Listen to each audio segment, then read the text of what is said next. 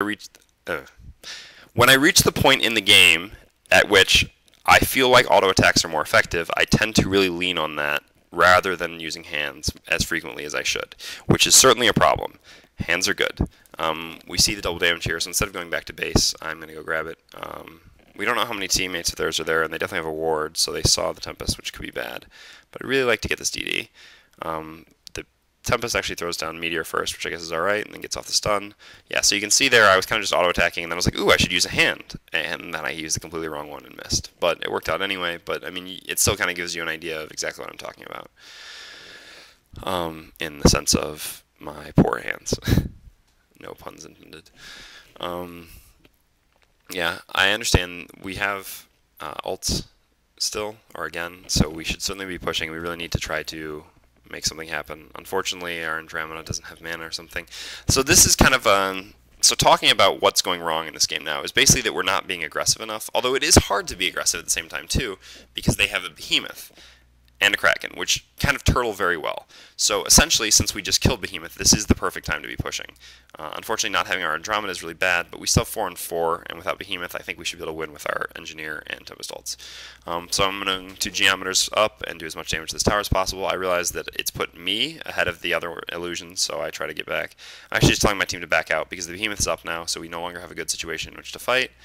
Yeah, so backing up seems fine, which is the reason why I wasn't even considering jumping back in, which is maybe something I should work on, paying a little more attention, especially when I'm getting away, to actually what's happening. But I kind of just expected my team to all get back, and I would have been rather disappointed if they hadn't.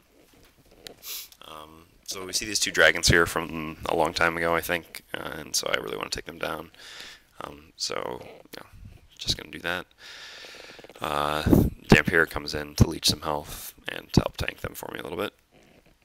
So my team is kind of funneling me farm at this point, so I'm certainly expected to carry this game. I'm doing an alright job, but most of it has actually just been my team setting up good stuff and me not really doing too much. To be honest, even though I have a good score, not a whole lot of that is actually just me.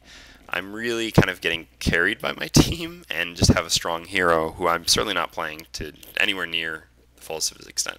But again, just kind of showcasing this game and a fun game, not necessarily trying to show my amazing Soulstealer play. I actually get caught here.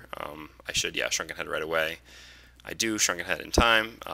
The Engineer actually throws down a great ult, which stops Behemoth from blinking in. Unfortunately, Kraken also throws down a great ult, which kind of stops us here. And I realize our positioning is kind of bad. Fortunately, Andromeda gets off of a great swap. I should have used Hand there, and then actually the Behemoth wouldn't have gotten off his ult, which he did. Tempest blinks into ult, but doesn't get anything. We still have a reasonable situation because of the Tempest ult. Yeah. So I assume we're going to keep fighting.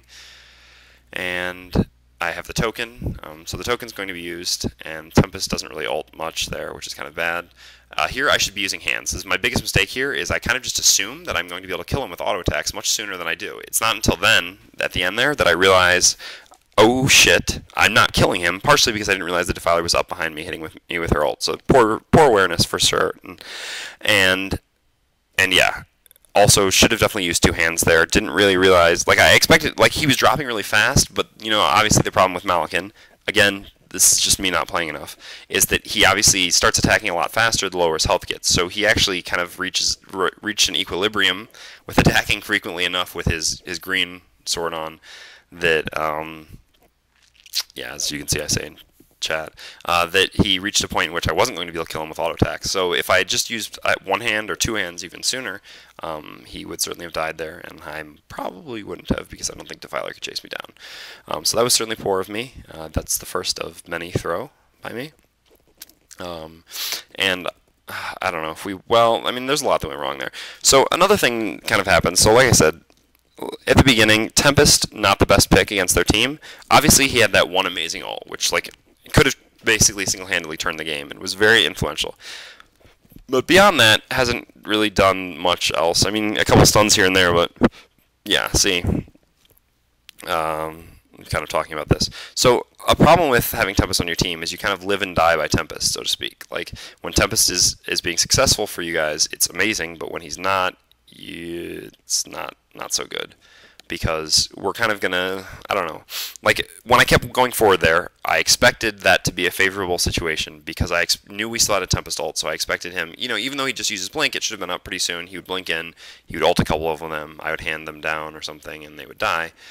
But yeah, that was not what happened, and that's kind of why we lost that fight, in addition to my poor play. Although, well, yeah, we lost it. I mean, that's fair to say. We had 6 deaths to their 4 because we lost the token as well.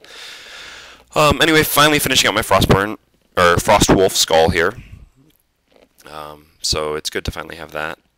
Having some slow should certainly help catching people and maybe killing Malikan.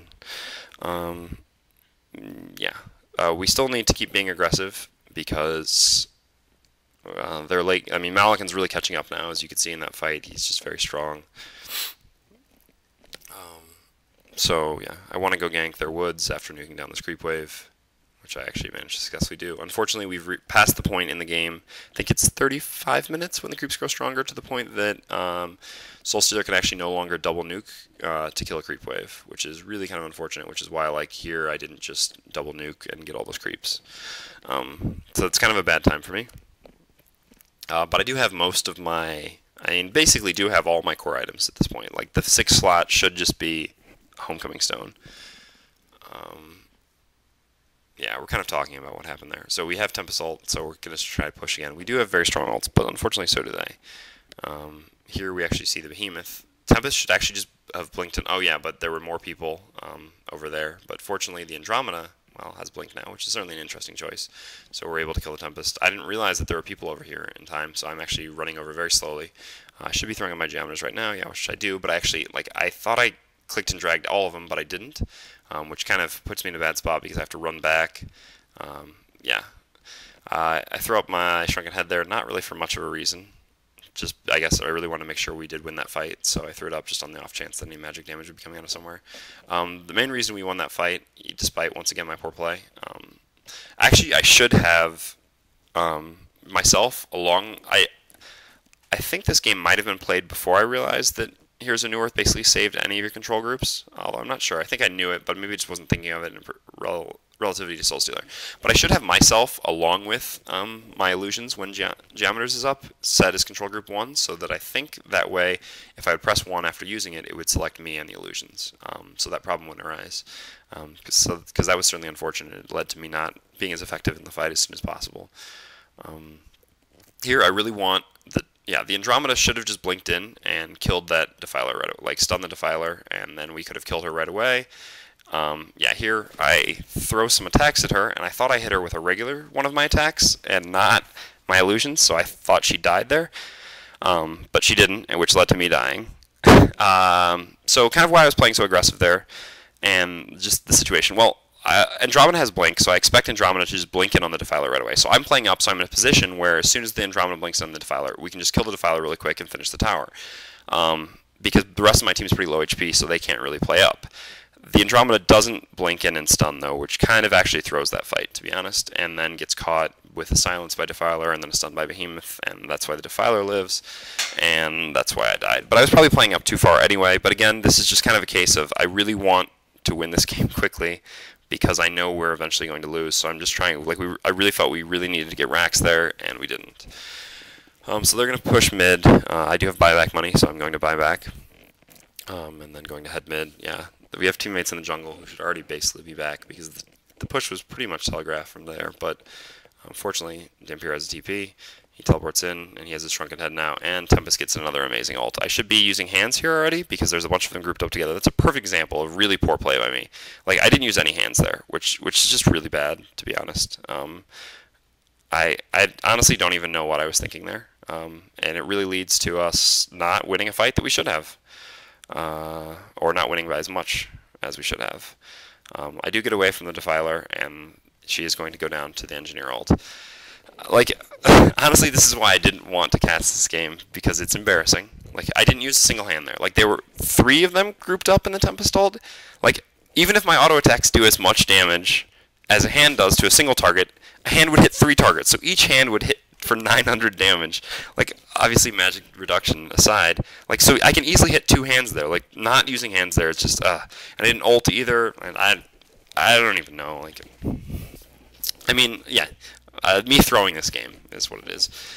Again, I would certainly not cast this game because I feel I do some like it's not that I necessarily cherry pick games because I have no problem with screwing up or with losing, but playing for so long and making so many making so many mistakes in a single game is kind of embarrassing. Yeah, here I tried to do a trick that I didn't actually understand exactly how to do there. Like I understood the principle, but I didn't understand the execution of it, which was using my illusions to tank. So what I need to do there is actually use the geometers basically outside of Kongor so they don't auto attack Kongor as soon as they get up, and then right click them in and shift hold so that they actually just stand there not attacking and they will tank the Kongor damage regardless. But I didn't do that, and we're not actually able to take Kongor because they're all up now, so we need to get back out, which is really unfortunate. But yeah, onto the topic at hand. Normally I would not cast a game in which I make this many mistakes because I don't think that it's I realize that a lot of people watch these. Bad spot to be in. Fortunately, we have a counter ward up, so we see this ward right away because they actually want to tank Kongor, which is pretty obvious.